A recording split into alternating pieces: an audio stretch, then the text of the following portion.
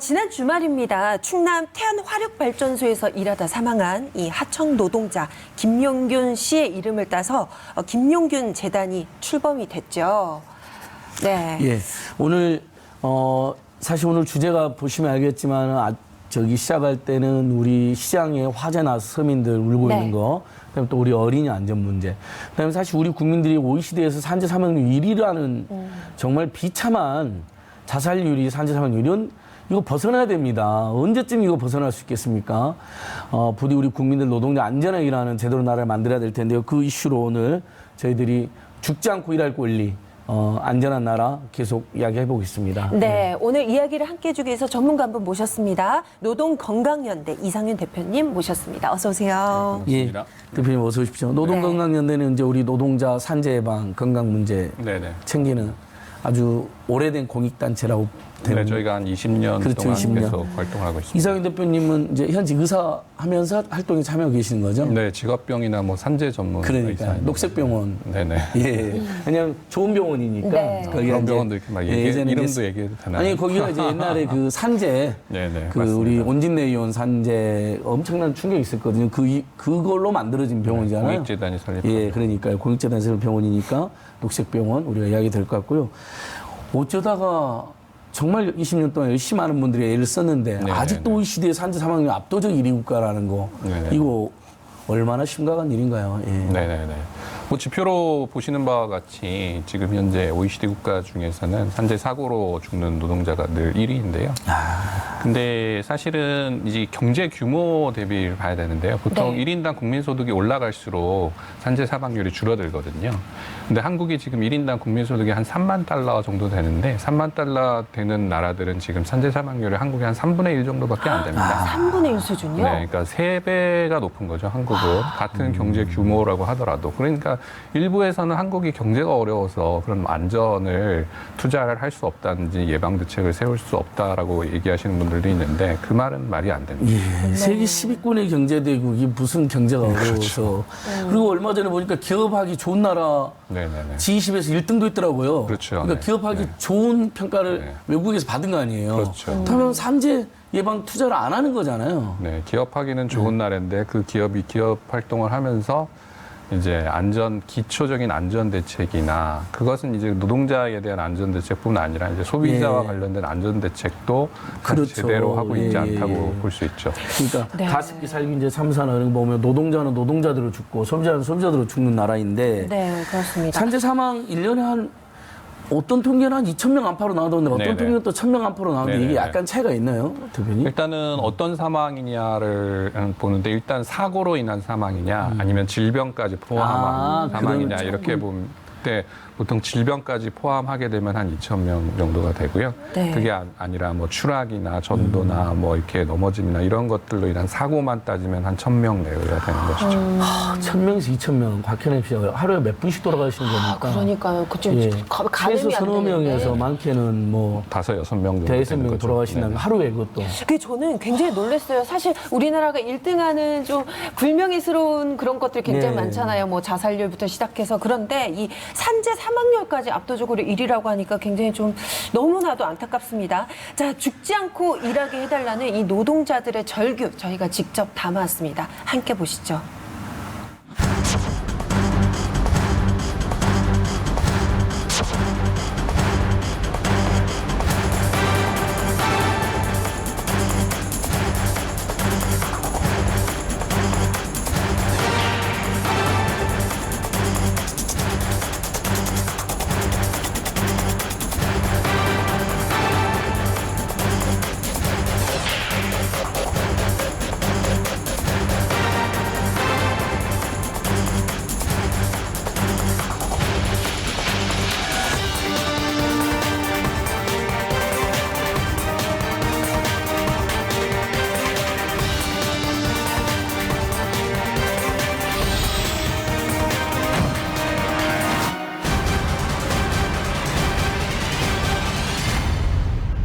우리는 살고 싶다.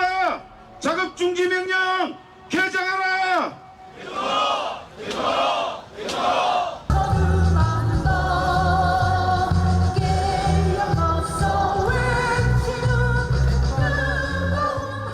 이 세상 그 무엇과도 바꿀 수 없는 것이 바로 인간의 존엄과 생명입니다.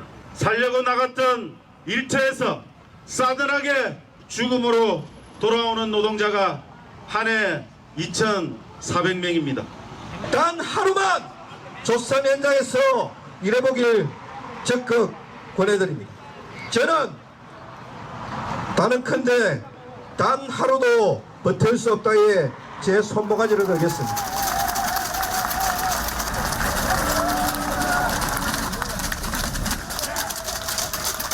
소규모 사업장이나 아니면 중소 외주 하청 사업장들의 경우에는 더욱더 열악하기 때문에 은폐하거나 아니면 이런 일들이 벌어져도 개인이 해결하는 경우들이 많습니다. 우리나라가 안전관리에 투자하는 비용보다 노동자가 죽었을 때 드는 비용이 훨씬 적기 때문에 사업주들이 안전보건에 투자를 안 하는 거거든요. 발전사 같은 경우에는 하청업체에서 일하는 노동자들이 80~90% 이상이 산재 사망을 차지합니다. 그러니까 정규직 노동자들은 사망하는 일을 안 하는 거죠.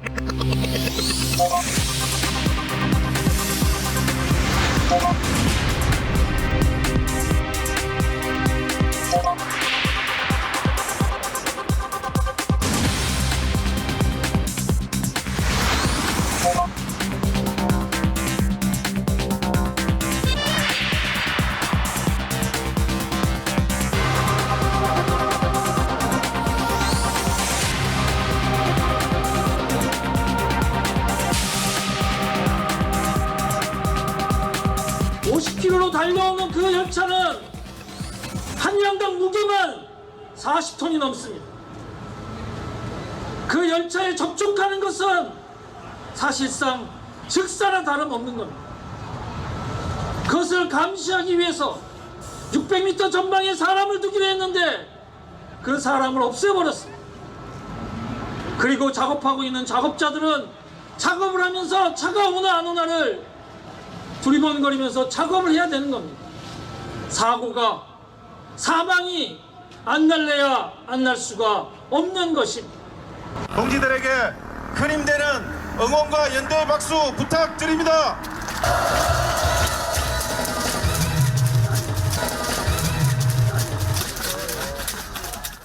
현장에서도 샘물 용탕을 작업을 해요. 그렇게 되면 이제 샘물이 1800도 또 많이 올라갈 때는 3000도 이상 올라가게 되는데 이만한 커다란 주전자 같은 것에 호이스트에 이렇게 걸어서 이것을 운반을 하게 돼요.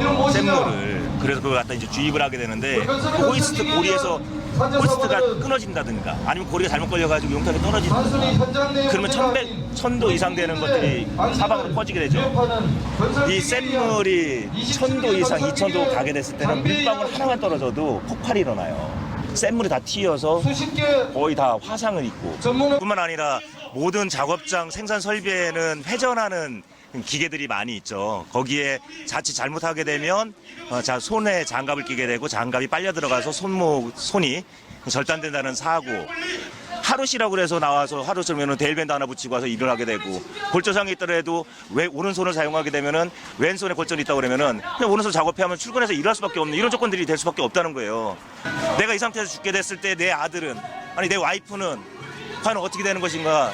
내가 여기서 눈을 감을 수 있는 것인가? 저도 그런 생각이 드는데 이 죽음을 바라본 가족 당사자는 어떻게 되는 거예요? 아침에 출근한 모습 그대로 퇴근해달라고 할 수 있게 해달라는 노동자의 요구가 그렇게 무지막지한 요구란 말입니다.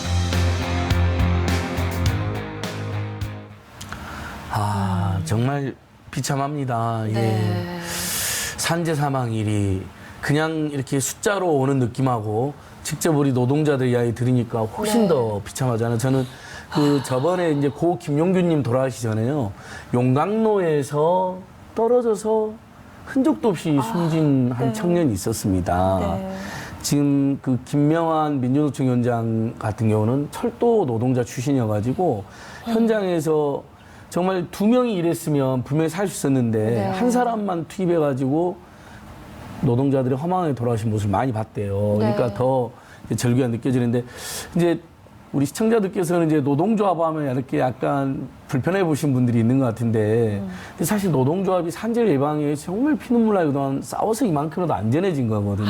그러니까요. 그런 기능들은 늘 우리 시청자들께서 또 응원해 주셔야 될 것 같아요. 네. 이상현 대표님, 해도 정말 너무한다는 생각밖에 안 드는데 이렇게 막 치어 죽고 떨어져 죽고 용광로에 비참하게 이렇게 막 데어서 죽고 이거 근본 원인이 뭐라고 해야 될까요? 이런 거 예방 어떻게 분명히 될 것 같은데 어쩌다 이렇게 되는 건가요? 예. 학자들의 연구에 의하면 모든 산재의 95% 이상은 예방 가능하다.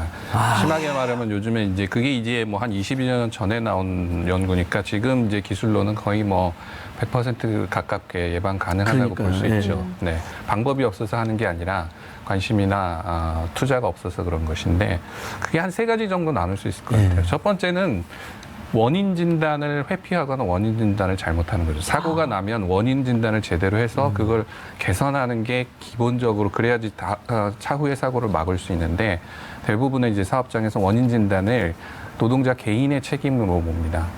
개인의 책임, 저 사람이 뭔가 하지 않을 일을 해서 내지는 저 사람이 매뉴얼을 숙지를 못해서 또는 저 사람이 뭔가 이제 졸다가 이렇게 개인의 책임으로 많이 몰게 되는데 개인으로 책임으로 몰면 그 다음에 나올 수 있는 대책은 개인을 교육시키거나 아니면은 뭐 딴 사람으로 사람을 바꾸거나 이런 식의 것들이 되는데 그러다 보니까 이제 구조적인 대책이 이런 것들이 나오지 않고 그 개인의 문제는 아니거든요. 그래서 계속 고쳐지지 않는다는 이런 문제가 있고 두 번째는 이제 뭐 영상에서도 보셨지만 위험이나 이런 것들을 이제 외주화라는 표현도 쓰지만 비가시화시키는 거죠.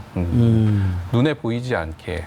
그러니까 일반 시민들이 모르게 그리고 그런 직종을 하는 분들이 사회적으로 이 계층적 문제도 연관되는데요. 계층적으로 이제 약간 이제 낮은 계층에 있으신 분들이 그 일을 하게 해서 그 일을 함으로 인해서 발생하는 문제들이 사회적으로 공론화되는 장치들을 맡고 있는 것이죠. 가령 저희를 좀 죄송한 얘기지만 강남의 이 아파트에 사시는 자제분이 하셨다면 뭐 저는 개인적으로 훨씬 더 사회적으로 많은 얘기가 될 거라고 생각합니다. 계층적인 문제도 연관되어 비정규직이나 외주 노동자들한테 그렇죠? 네네네. 소리 소문 없이 시키면서 사고 나도 이렇게 은폐해버리거나 아니면 이슈가 돼도 네. 덜 파급력이 있는 식으로 처리해버리는. 대부분의 사업장에서는 그것을 이제 경제적인 또 반대급부로 이제 해결을 해서 이렇게 무마하는 이런 형태로 많이 되는 것이죠. 그리고 세 번째는 뭐 보다 근본적으로 이제 경제를 살리기 위해서는 사실은 부수적 피해, 이제 따옴표 쳐서 부수적 피해라고 이제 전쟁 같은 거 하면 이제 이 군인들만 죽는 게 아니라 시민들도 죽고 뭐 건물도 파괴되고 이런 것 보통 표현할 때 부수적 피해라는 표현을 쓰는데 그런 것처럼 한국 경제를 발전시키려면 어느 정도 희생이 있어야 되는 거 아니냐는 또 깊은 내면화된 인식들이 뭔가 문제 해결하는데 굉장히 큰 걸림돌로 제공하고 아니 그게 이승만 박정희 때나 통용돼도 놀리고 바로 그 정권에서 얼마나 많은 사람이 그 죽어서 그렇죠. 그래서 인간도 노동하자고 전태일 열사가 분신도 하고 80초 6월 대항쟁도 만들어서 우리가 정말 안전하게 일하자 제값 받고 일하자 했는데 아직도 그게 해결이 안 되고 경제 논리. 그러니까요. 정말 거부하고 싶습니다. 네. 소리 지르고 싶네요. 노동자를 갈아 사람 죽이는 넣어서 경제 논리. 네. 경제를 발전시킨다는 논리가 이젠 더 이상 좀 얘기되지 않았으면 좋겠다라는 생각이 드는데요. 이 김용균 씨의 안타까운 이 사망 소식 이후로 이 사회적인 관심이 아주 커졌습니다. 자, 우리나라가 이제는 죽음의 외주화, 이 위험의 외주화 막아야 된다라는 이 사회적 관심이 모아졌는데요. 그래서 지난 주말 김용균 재단이 출범을 했습니다. 저희가 그 현장 다녔습니다. 함께 보시죠.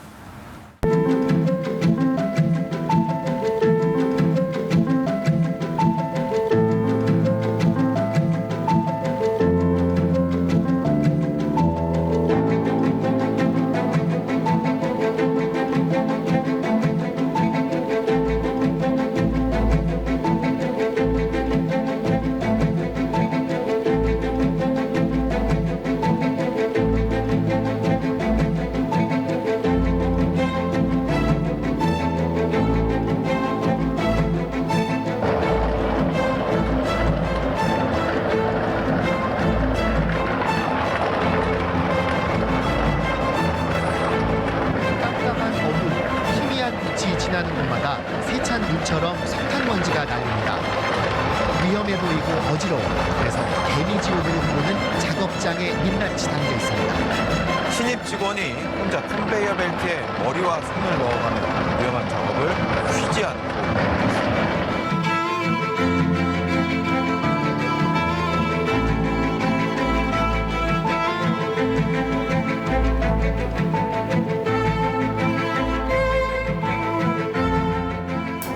또 오랜 단식을 하면서 자리를 또 함께 지켜주신 분. 드디어 오늘 아들의 이름을 딴 사단법인 김용균 재단이 공식 출범하는 자리입니다.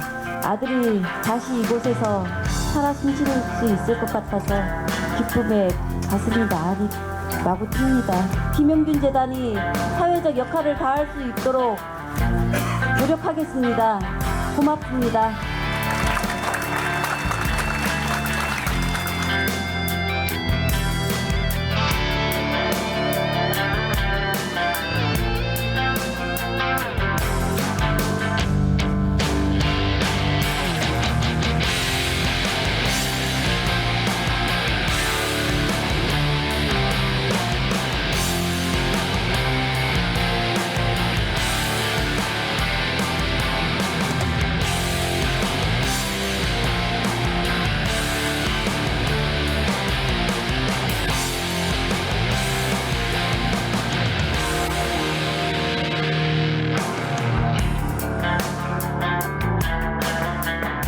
애가 열흘 동안의 중환자실에서 그 사경을 헤매는 그 모습을 처음부터 끝까지 지켜보면서 견뎠던 그 모습이 계속 눈에 아른거리고 시일이 다가올수록 더 깊이 다가서기 때문에 뭐라고 얘기를 못 하겠는데, 애를 보내고 나서 2017년도 12월 20날 애를 장례식을 치르고 나서 2월 달까지 하늘을 쳐다본 적이 없습니다. 한 목소리를 낼 수 있는 것은 딱 하나입니다. 더 이상 죽이지 마라. 기업에 대한 철저한 처벌이 따르는 법을 만들어 달라는 거예요. 사고가 나면 그 강력한 처벌을 따르는 그런 법을 제정해야 된다는 얘기를 누차 했었는데 들어주는 이는 단 한 사람도 없었어요. 죽음의 외주와 중대기업 처벌법, 비정규직 없는 세상, 현장 실습 없는 세상을 만드는데 최선을 다하겠습니다.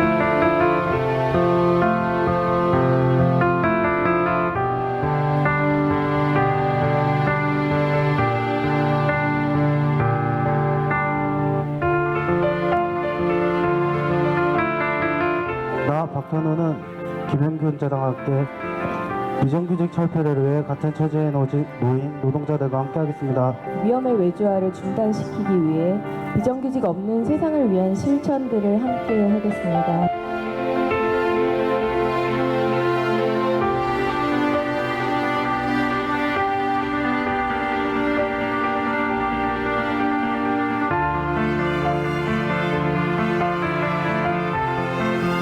용균아, 많이 사랑 못 줘서 미안하다. 어떻게 사랑을 전해줄지는 모르겠는데 이렇게라도 너한테 엄마가 너 죽음 못 막은 거 이렇게라도 너한테 용서를 빌면서 하고 싶다. 많이 미안하고 많이 사랑한다, 아들. 내 아들 용균아, 나중에 엄마가 너 만나면 그때 엄마 잘했다고 얘기해 줄 수 있도록 그렇게 노력할게. 고 김용균 사망 사고는 구의역 김군 사건에 이어서 사업장의 노동 안전에 경각심을 일으켰던 매우 중요한 사건입니다. 1970년에 전태일은 근로기준법을 준수하라고 외치며 보통명사가 되었습니다. 김용균도 이제 또 하나의 보통명사가 될 것입니다. 우리가 김용균 씨 사건을 잊지 않기 위해서 노력하는 이유는 그것을 잊지 않을 때에만 우리가 앞으로 같은 사건, 사고가 발생하지 않도록, 그리고 사건이 발생하였을 때 정당한 피해 보상과 재발 방지책을 얻을 수 있다는 점을 알고 있기 때문인 것 같습니다. 김용균 씨의 죽음으로 인해서 우리 사회는 그 산업 안전에 대한 그 집단적인 각성에 도달하게 됐습니다. 올해도 그랬고 내년에도 또 2,000명 이상이 죽어나가야 하는 그런 기막힌 현실에 지금 처해 있습니다. 사람의 문제는 사람만이 해결할 수 있는 것입니다. 오직 사람만이 사람의 문제를 해결할 수 있는 것이죠. 제가 출연한 드라마 닥터 탐정에는 메탄올을 쓰다가 시력을 잃은 혜미, 일하다가 사고로 숨진 하랑이, 직장 기숙사에서 수은에 중독된 도영이가 나옵니다. 어두운 발전소에서 일하다가 숨진 고 김용균님, 혜미, 하랑이, 도영이 같은 청년 노동자가 더는 없어야 합니다. 첫 출근을 앞두고 새로 산 양복을 입어보며 쑥스럽게 웃던 하랑이. 그 모습은 고 김용균님의 모습이었습니다. 누구나 안전하고 건강하게 일하는 사회를 만드는데 김용균 재단이 든든한 역할을 해주실 거라 믿습니다. 우리 김용균 동지의 뜻을 기리는 재단 법인을 맹긴다는데 정말 마음이 뿌듯합니다. 있는 힘으로 다해서 나도 돕겠습니다. 네. 아이고 눈물 납니다. 네네. 아유. 참. 그 컨베이어 벨트 도는 거 보셨죠? 네네. 거기에서 한 사람 원래 둘이 일했어야 돼요. 그러면 혹시라도 실수로 끼면 누가 얼른 전원을 차단해 주면 되는 거잖아요.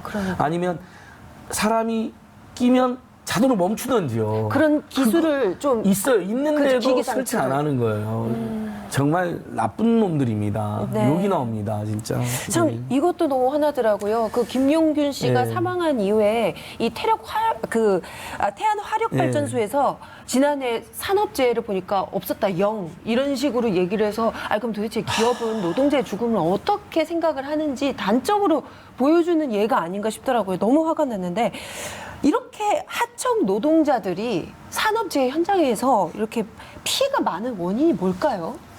뭐 단적으로 말씀해 주셨지만 사실은 하청 노동자들은 자기 회사 노동자라고 보지 않는 거죠. 그러니까 자기 회사 노동자는 영명인 건데 자기 사업장에서 일어났어도 하청 노동자들은 우리가 관할할 노동자가 아니야라는 식의 이제 사고 방식인데 그게 이제 위험의 외주화 내지는 이제 비용의 뭐 사회화 이런 식으로 얘기가 되는 건데 한국의 뭐 재벌 기업을 포함해서 공기업도 이번에 마찬가지라는 게 드러났는데 운영하는 패턴이 위험은 외주화, 그러니까 위험은 딴 더 취약한 업체에게 맡기고 비용도 자기 밑에 흔히 협력업체라고 하죠. 협력업체에 떠넘기고 떡고물만 자기가 가져가는 이런 행태의 사실은 경영이 굉장히 일반화되어 있는 것이죠.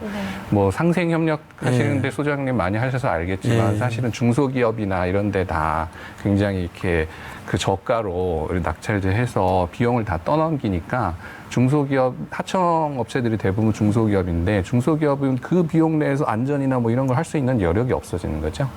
예, 그렇기 때문에 계속 이와 같은 문제가 발생한다고 할 수 있습니다. 그러니까 위험한 업무는 아예 애주화를 완전히 금지해버려야 금지해야 돼요. 돼요. 본청이 하게 해야 돼요. 그러면 네. 최소한 본청은 자기 직원들이니까 그래도 좀 더 신경 쓰겠죠. 예를 들면 그렇죠. 우리 저 사람 우리 직원 위험하네. 근데 우리 직원 아니요?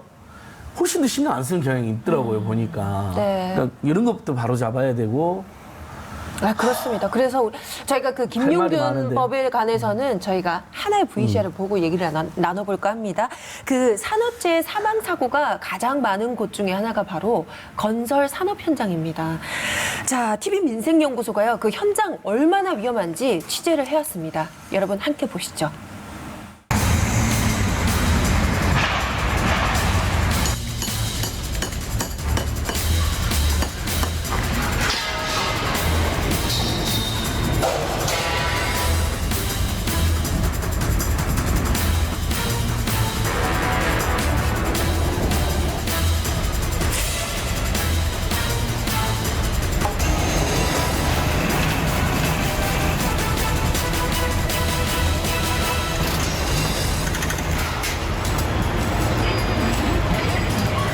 여기가 사고 현장이에요. 여기 보시면은 벽에 붙어 있어요, 이거. 여기가 사고 현장이구나. 어디로 떨어진 거예요? 여기서 사고받아 일리 추락한 거죠. 이게 없었어, 난간.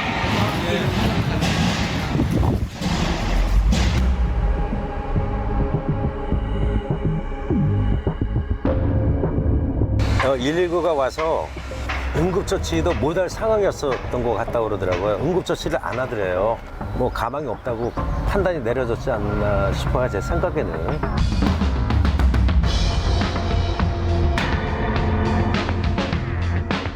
왜 죽지도 않은 사람이 죽었다고 그러냐. 지금 중환자실에 있다. 눈도 깜짝 안 하고 그런 거짓말을 하더라고요. 주변에서 일했던 사람들한테 죽은 지 하루밖에 안 됐는데 이게 아무 일 없이 작업을 할 수 있냐고 물어보니까 자기들도 미치겠다.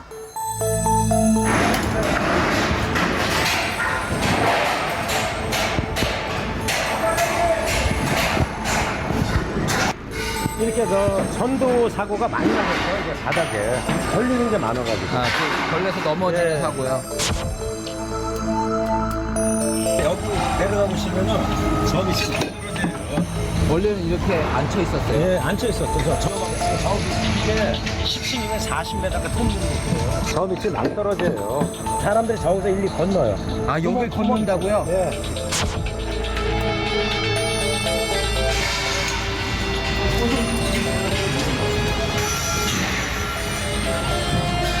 여기에도 뭐 이렇게 있어야 될 거 아니에요? 그렇죠. 그런 망이, 그물망이 원래 있어야 돼요.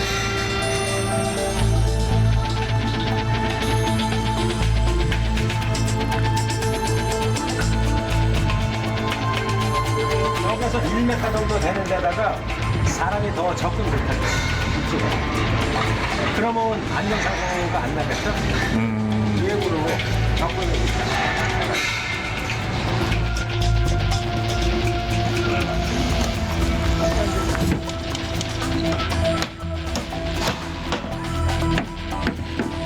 여기도 뭐 떨어지면 뭐 그냥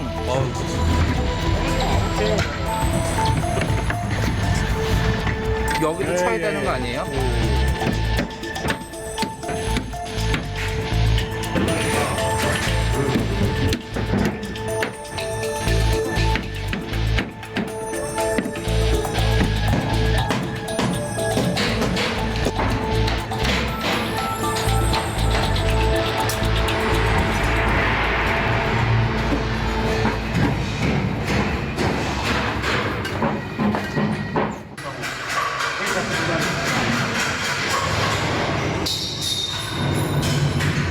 여기 너무 어두운 거 아닌가요?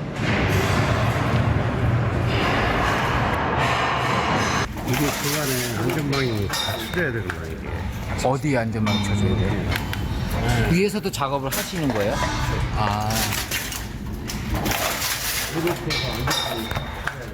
여기보다 지하가 지금 불이 없어서 그러는데 더 높아. 아, 지하에 불도 없습니까? 여기서 떨어지면 저 위에서요? 네. 안전망이 쳐져 있어요. 아.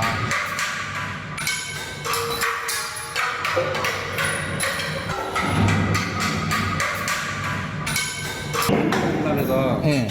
촬영해가지고 수고만 하면서 한 달 정도 먹어요. 야. 안전 그물도 없고 불도 안 켜주고.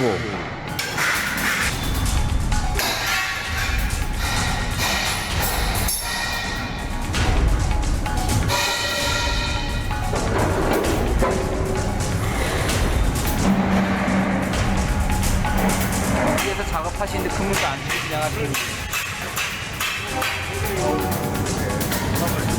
여기 떨어지면 이거 뭐 어떻게 방법이 없겠는데요?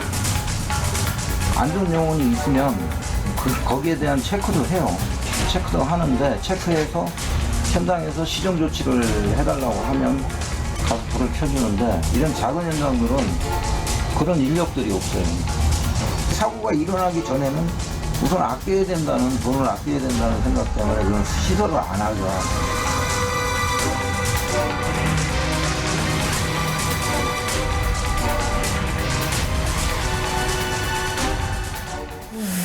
야, 아무튼 아까 저 VCR에 나왔던 김훈 소설가님께서 네네. 유명한 글을 쓰셨잖아요.